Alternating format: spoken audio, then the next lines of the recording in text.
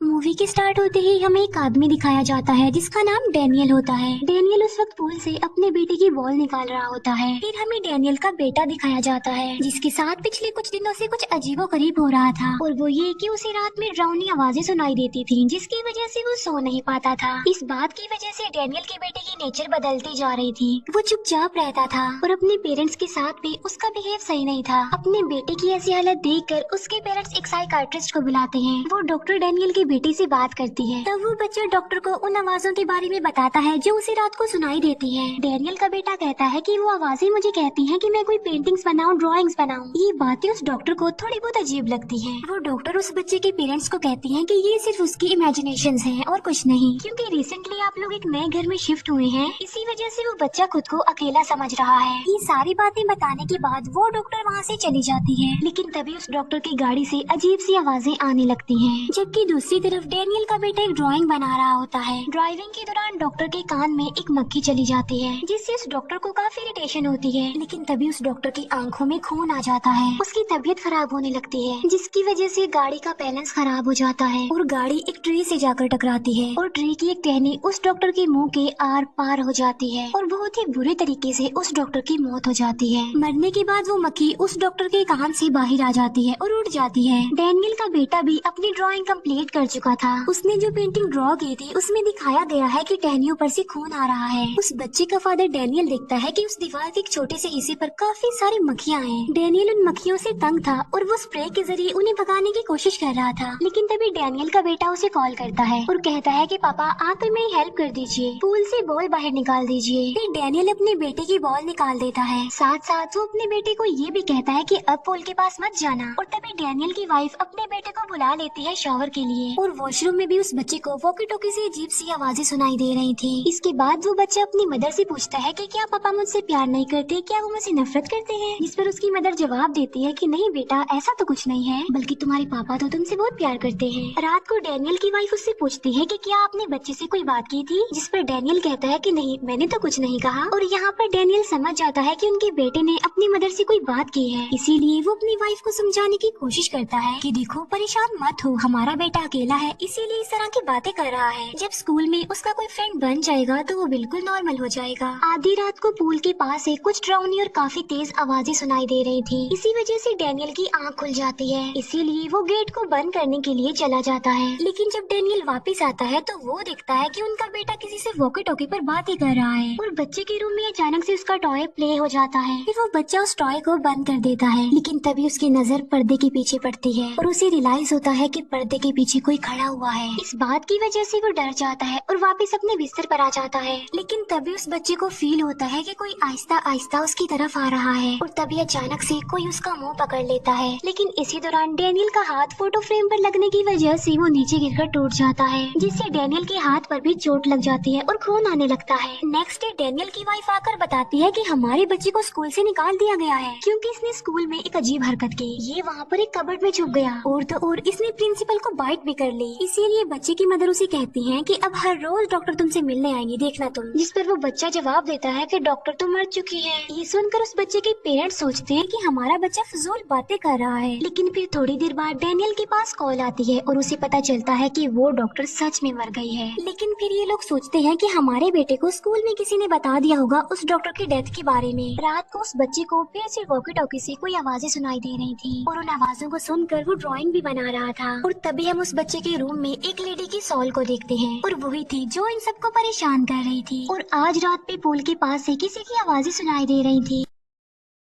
और तब चेक करने के लिए डैनियल बाहर जाता है। उसे बाहर कुछ अजीब फील होता है, इसीलिए वो अपनी गन लेकर जाता है। वहाँ जाकर उसे अपने बेटे के कपड़े मिलते हैं, जिसकी वजह से वो परेशान हो जाता है और पूल की तरफ भागता है। फिर डैनियल की आवाज सुनकर उसकी वाइफ भी उठ जाती है, इसीलिए वो अपने बेटे को चेक करने के लिए उसके रूम में आती है, लेकिन उसे वहाँ पर उसका बेटा नहीं मिलता। फिर डैनियल जब पूल के पास पहुँचता है तो उसे पूल में अपने बेटे की डेड बॉडी तैरती हुई मिलती है। डैनियल जल्दी से अपने बेटे की बॉडी को बाहर निकालता है और उसे पता चलता है कि उसका उसका बेटा मर चुका है। अपने बच्चे को खोकर उसके पेरेंट्स काफी दुखी हो जाते हैं। फिर उस बच्चे की मदर डिसाइड करती है कि वो थोड़े दिन के लिए अपनी मदर के घर चली जाएगी। फिर वो अपना सामान पैक करने लगती है, लेकिन तभी अचानक उसकी नजर पिलो पर पड़ती है जिस पर खून का निशान था। लेकिन वो सोचती है कि डैनियल के हाथ पर जो चोट लगी थी ये उसी खून का निशान होगा। जब डैनियल की वाइफ वहाँ से चली जाती है तब डैनियल वो वीडियोस देख रहा था जब वो लोग यहाँ पर नए शिफ्ट हुए थे और इस घर में आने के बाद उनका बेटा सबसे ज्यादा एक्साइटेड था। ये वीडियो देखकर डैनियल काफी दुखी हो जाता है, लेकिन तभी उसे अपने आसपास से आवाजें सुनाई देती हैं। तब वो टीवी बंद करके वहाँ से बाहर जाने लगता है, लेकिन टीवी अपने आप ही एक बार फिर से ऑन हो जाता है। डैनियल एक बार फिर से टीवी बंद कर देता है। वो बाहर आता है और वॉकी टॉकी पर हेलो बोलता है, लेकिन दूसरी साइड से उसे कोई भी रिस्पॉन्स नहीं मिलता। फिर डैनियल अपनी वाइफ को वॉइस मैसेज भेजता है उसका हाल चाल पूछने के लिए,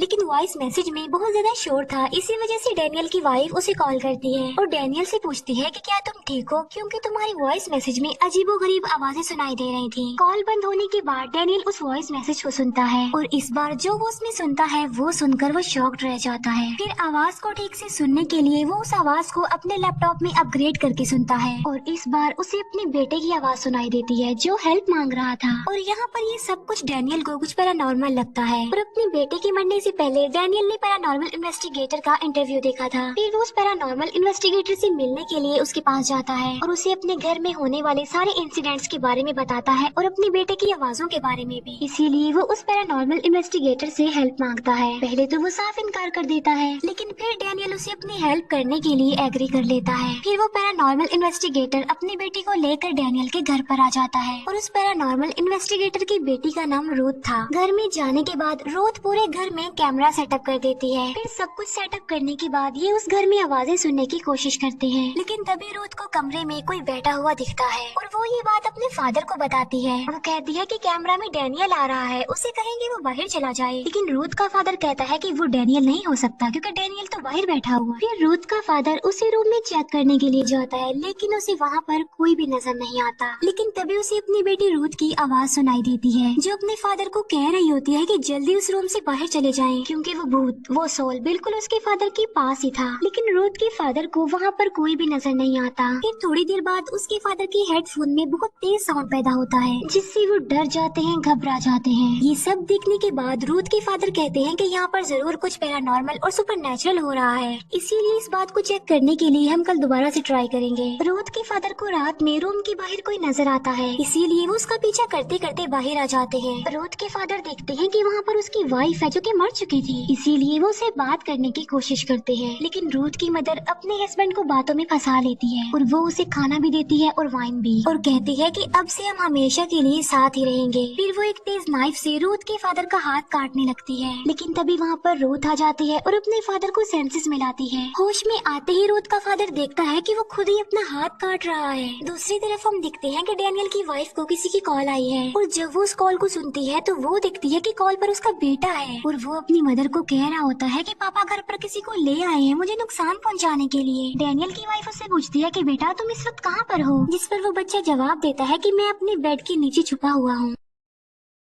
अपने बेटे की आवाज सुनकर डैनियल की वाइफ डिसाइड करती है कि वो जल्दी से अपने घर चली जाएगी। रूथ बाहर आकर देखती है कि एक ट्री पर बहुत सारी बिल्लियों की डेड बॉडीज लटकी हुई हैं। जब डैनियल उन बिल्लियों की डेड बॉडीज को दफना रहा होता है कि तभी उसकी वाइफ वहाँ पर आ जाती है और वो डैनियल से पूछती है कि बताओ ये दोनों यहाँ पर क्या कर रहे हैं, कौन है और यहाँ पर ये क्यों आए हैं। रूथ को एक लेडी अपने पास बुलाती है और वो रूथ को इस घर की रियलिटी बताती है कि जल्द से जल्द यहाँ से चले जाओ, यहाँ पर खतरा है। फिर डैनियल की वाइफ अपने बेटे को उसके बेड के नीचे देख रही होती है। फिर थोड़ी देर बाद डैनियल की वाइफ को उसका बेटा दिखाई देता है। तब वो अपने बेटे के पास जाने लगती है, लेकिन वो बच्चा जल्दी से बेड के नीचे चला जाता है और जब उस बच्चे की मदर बेड के नीचे देखती है तो उसे बेड की दूसरी तरफ किसी के पैर दिखाई देते हैं और वो पैर अब बेड पर चढ़ रहे थे। लेकिन वो जब बेड पर देखती है तो वहाँ पर कोई भी नहीं होता। इसी वजह से डैनियल की वाइफ डर जाती है, इसीलिए वो वहाँ से भागने की कोशिश करती है। लेकिन तभी वो अपने पीछे किसी औरत को पाती है और वो औरत उसके मुँह पर हाथ रख लेती है। फिर रूथ का फादर डैनियल को इस घर के बारे में बताता है कि इस घर में काफी सालों पहले एक विच को टॉर्चर करके मारा गया था और बिल्लियों की जो डेड बॉडीज ट्री पर लटकी हुई मिली है वो सारी बिल्लियां असल में किसी ब्लैक मैजिक किसी रिचुअल में इस्तेमाल होती थी। इन सभी के दौरान डैनियल की वाइफ खुद को फांसी लगाकर सुसाइड कर लेती है और विंडो से नीचे कूद जाती है, जहाँ पर डैनियल की वाइफ के मरने के बाद उसके भी कान से खून और मक्खी निकल रही है। अपने बेटे के बाद अपनी वाइफ को खोने की वजह से डैनियल बहुत ज्यादा दुखी हो जाता है और वो डिसाइड करता है कि मैं ये बात तो जरूर पता लगवा कर रहूंगा कि मेरे बेटे और मेरी वाइफ को किसने मारा है। तभी अचानक से डैनियल को अपना बेटा और अपनी वाइफ दिखाई देते हैं, लेकिन जैसे ही वो पर्दा हटाता है वो वहाँ से गायब हो जाते हैं। लेकिन तभी अचानक से वही भूत डैनियल पर अटैक कर देता है। रूथ जो कि डैनियल की वाइफ की फुटेज देख रही होती है और वो नोटिस करती है कि जब डैनियल की वाइफ ने खुद को फांसी लगाई उस वक्त वो गोस्ट भी वहाँ पर था। तभी इन्हें पास पड़े वॉकी टॉकी पर गन के चलने की आवाज सुनाई देती है। तभी ये जल्दी से वहाँ पर जाते हैं और डैनियल को रिलैक्स करने की कोशिश करते हैं। तब रूथ का फादर डैनियल को बताता है कि इस घर के नीचे ही उस विच को टॉर्चर किया जाता था, जिस पर डैनियल कहता है कि मैं जानता हूँ उस जगह तक जाने का रास्ता। फिर डैनियल उसी दीवार को तोड़ता है जहाँ पर वो मक्खियाँ थी। उस दीवार को तोड़ने के बाद इन्हें वहाँ पर एक खुफिया जगह मिलती है और वहाँ पर एक विच का स्केलेटन भी पड़ा हुआ था, जिसे टच करने से रूथ के फादर को सारी बात पता चल जाती है कि आखिर उस विच को कैसे टॉर्चर किया जाता था। फिर ये लोग डिसाइड करते हैं कि ये उस विच के स्केलेटन को जला देंगे। तब रूथ का फादर उस स्केलेटन पर पेट्रोल छिड़कता है और रूथ को बाहर ही वेट करने के लिए बोलता है, लेकिन जैसे ही वो नीचे जाता है फ्लैश लाइट काम करना बंद कर देती है और तभी रूथ के फादर पर वो विच अटैक कर देती है। तब रूथ अपने फादर को काफी आवाजें लगाती है, लेकिन अंदर से कोई आवाज नहीं आती। लेकिन तभी रूथ को अपनी मदर नजर आती है जो कि मर चुकी थी और वो रूथ को अपने पास बुला रही होती है। लेकिन रूथ सारी बात समझ चुकी थी कि ये उस विच के भूत की एक चाल है, इसीलिए वो अपनी मदर के पास नहीं जाती, जिससे उसकी मदर वहाँ से गायब हो जाती है और बाद में वो विच अपने असली रूप में आकर रूथ को डराने लगती है। डैनियल जो कि पेट्रोल ढूंढ रहा था और तभी उसे उसकी वाइफ और बेटा नजर आते हैं और वो डैनियल से पूछते हैं कि क्या आप हमारे साथ नहीं रहेंगे। ये सुनकर डैनियल उन दोनों को गले लगा लेता है, लेकिन असल में वो उसकी वाइफ और बेटा नहीं थे बल्कि वो विच थे और वो विच को ही गले लगा रहा था और ये विच की एक चाल थी और डैनियल विच की चाल में फंस भी गया था। इसीलिए वो अपने ऊपर पेट्रोल डालने लगता है और खुद को आग लगाने वाला होता है ताकि वो हमेशा के लिए अपनी वाइफ और अपने बेटे के साथ रह सके। रूथ का फादर उस विच के स्केलेटन को जलाने की तैयारियां कर रहा था, लेकिन तभी रूथ वहाँ पर आकर अपने फादर पर अटैक कर देती है और उन्हें ऐसा करने से रोकती है क्योंकि उस विच ने रूथ को पोजेस कर लिया था। लेकिन तभी बिल्कुल ठीक वक्त पर रूथ के फादर उस विच के स्केलेटन पर आग लगाने में कामयाब हो जाते हैं, जिससे रूथ अपने सेंसेस में वापस आ जाती है और अब वो बिल्कुल नॉर्मल हो गई थी और इसके साथ साथ डैनियल भी बच जाता है। अब सब कुछ नॉर्मल हो गया था